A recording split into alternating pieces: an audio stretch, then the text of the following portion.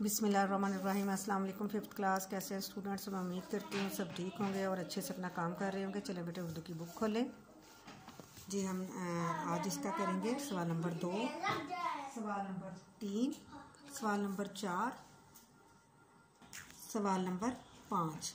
इस तरह हमारी ये एक्सरसाइज मुकम्मल हो जाएगी। ये बहुत छोटे छोटे से सवाल हैं, इनको हमने बड़ा समझ के और अच्छे तरीके से करना। बहुत आसान से सवाल हैं। जैसे सवाल नंबर 2 है, मुनासिब अल्फाज की मदद से खाली जगह पूरी करें।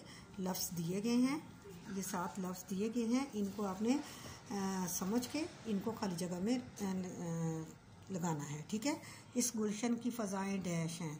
इस गुलशन की फ़ज़ाएँ क्या हैं? पाक, पाक आएगा लफ्ज़। हम सब इस सरजमीन के डैश हैं, क्या है? रखवाले। पाक सरजमीन पर हमारी डैश भी कुर्बान जान। हमारा झंडा हमारी डैश का निशान, हमारी शान का। आज़ादी हमारी हमारा झंडा हमारी आज़ादी का निशान है।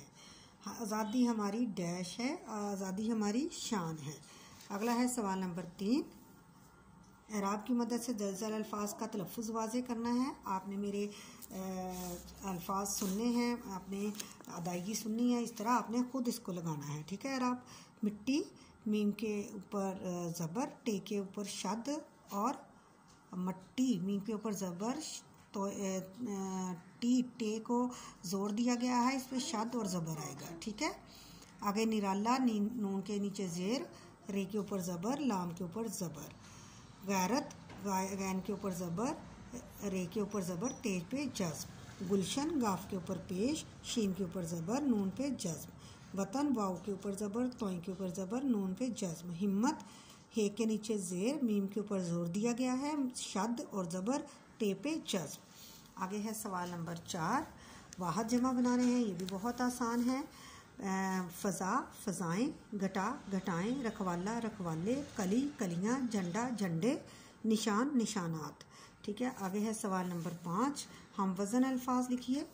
तो ये बेटे ये लफ्ज़ हैं: आन, रखवाले, अमन, आज़ादी।